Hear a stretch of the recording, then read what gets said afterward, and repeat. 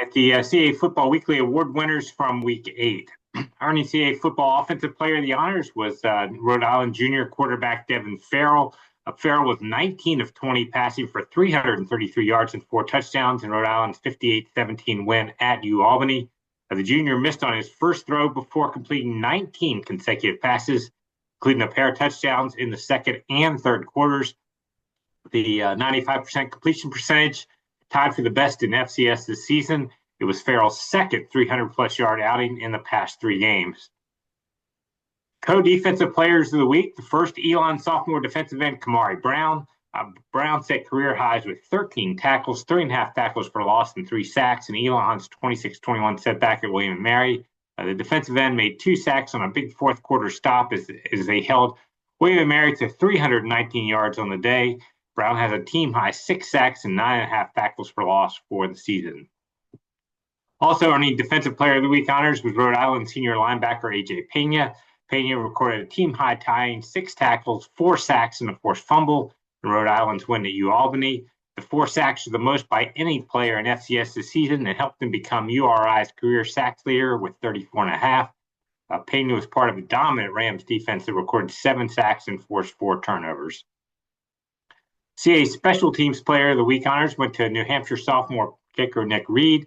Reed booted 3 field goals to account for all of New Hampshire's points through the first 3 quarters of a 24-10 road win at Campbell. The sophomore made kicks of 36, 50, and 37 yards and added an extra point.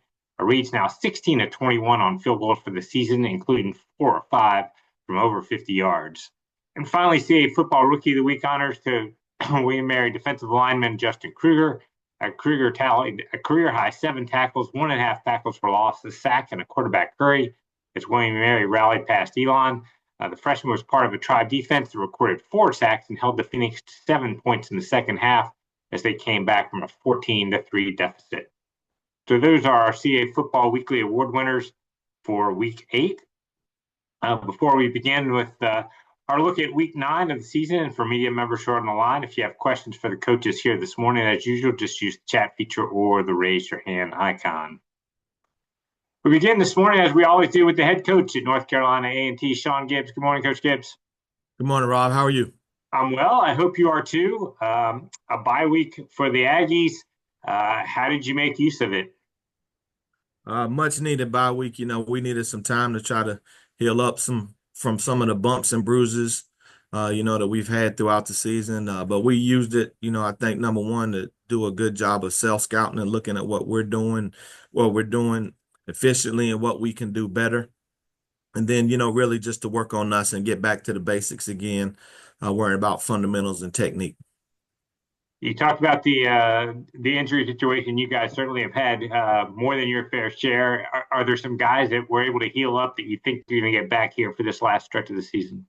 Well, some of the guys I think we'll get back. I don't know about this game. We still waiting on some of the results from the doctor. But, it was a lot of bumps and bruises that guys were able to heal from, with not having a game this week.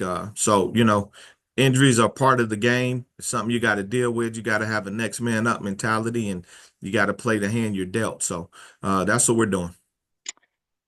We're here with North Carolina A&T head coach Shawn Gibbs. If you have a question for him this morning, just use the chat feature or the raise your hand icon. Coach, we're just over the midpoint of the season. Let's take a look at your team, and let's start with the offense to this point. What things have you seen from your offense that you really like, and what are some things maybe that you'd like to see get better here over this last 5 games? Well, I like the way that Kevin White has played. I think he's been pretty efficient. Last game we had some crucial turnovers. We got to eliminate that. But other than that, he's been doing a good job of managing our football team, and he's getting back into the swing of things. And, I think that he's really going to improve. I like the fact that last game we cut down on the explosives that we were giving up defensively. I thought we did a good job other than one play. But, that's football. One play can cost you. But I thought we did get better defensively last game. The things that we have to improve are we have to be able to find a way to run the football. We have not been running the football effectively really the entire year. So we got to find a way to run the football better and get the ball to our playmakers. That's the main thing that we're going to work on. So it's kind of like, a broken record. We're going to have to eliminate explosives. We're going to have to create some explosives on offense, and we got to find a way to run the football and cut down the turnovers and find a way defensively to get some more takeaways. There's some guys that maybe have over this first 7 weeks really continued to improve in practice, and maybe you look at the bye week that some guys that might get a little more action here during this stretch run that have really impressed you in practice.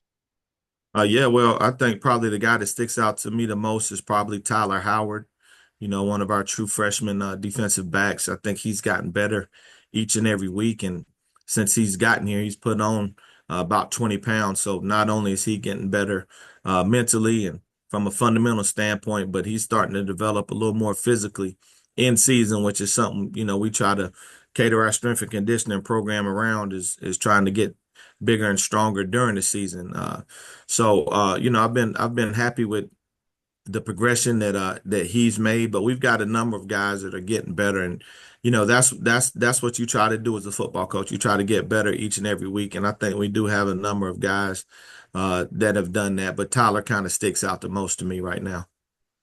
You guys have been in a number of close games here over the last several weeks, as you touched on.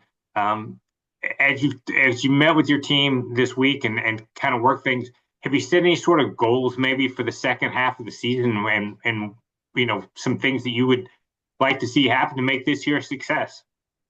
Well, the things that I've challenged these guys with throughout the season, we've kind of met the challenge for the most part. It's just we get one thing fixed and then something else breaks down. So, we've talked about starting fast and we've done that.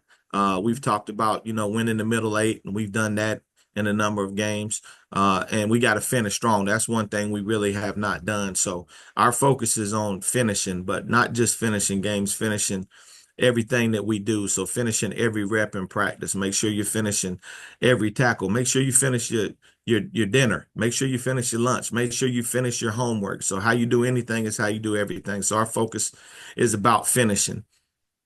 One of the things, when you have some struggles with the team and you're coming in trying to rebuild this program and get it to where you want to go, it would be easy for some guys maybe to let up. But your guys certainly haven't done it at all. You continue to improve as you've gone through this, kind of the early part of this rebuilding process. Are you pleased with where you are, and do you feel like you're headed in the direction that you'd like to go? I can't say that I'm pleased with where we're at because, this is a result-based business and the results haven't been what we wanted. But I can say that I'm pleased with the progression that I think the guys have gotten better. I think they've bought into really giving everything you got for as long as it takes.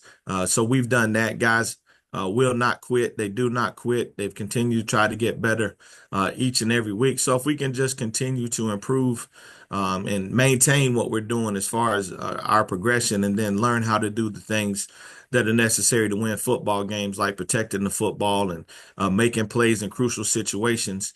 If we can continue to do that, or if we can start to do that, then I think we'll see better results down the stretch. Conference games the rest of the way now. Starts at home on Saturday against Campbell, as you've started to dive into Campbell. And I'm guessing maybe you got a little bit of an early start with the bye week. What are some of the things challenges they present? Well, they're a well-coached team. They've played some really good teams this year with East Carolina and NC State and Furman, and I played a tough schedule and have been competitive. So, it's going to be a challenge for us. We got to make sure that we're doing the things necessary to win the game. Number one, we got to take North Carolina A&T off the schedule. We can't turn the ball over. We got to find a way to run the football, and we got to stop the run. They got a good running back, or a number of good running backs. I think their running backs as a core is a really good group. So we got to do a good job of tackling, make sure we're fitting properly and running to the football. It's going to be fun. So we'll see on Saturday at 1:00. Yeah, they've done a little bit with the dual quarterbacks. One more of a thrower, and the other one, and Mike Chandler, who can run, throw. And they've had some games where they've put both of those guys on the field at the same time. as a defense, how does that how challenging does that become to try to deal with that? Well, it presents a tremendous challenge. We got to find number one wherever he is on the field because he can make plays all over the field, and they line him up in a number of places and try to do a bunch of different things with him. He's a really good player, um, and we got to communicate. We got to make sure that the communication is good from coach to player, and then from player to player, so that we can identify where he's at and make sure that we execute our plan. Their defense, it's also been pretty aggressive defensively and have played pretty well the last couple of weeks. When you look at that defense, what do you see as the biggest challenges for Kevin in that offense? Yeah, well, number one, they're good against the run. I think they're third in the conference in rush defense. So, that presents a challenge there. And they can get after the quarterback. I think number 37 is a guy that's got a number of tackle for losses and sacks, and he's really been coming on here lately. They got a big, strong defensive line, and they play hard and play fundamentally sound. And pretty much do a good job of trying to keep the ball in front of them and make you earn everything you got. So what we have to do is take what the defense gives us, make sure we get a hat on a hat up front. Our runners got to make some more plays and break some tackles. And if we can do that and give Kevin some balance in the offense, then I think he'll be able to operate like we want him to. All right, Coach. Thanks as always for your time this morning, and look forward to talking again.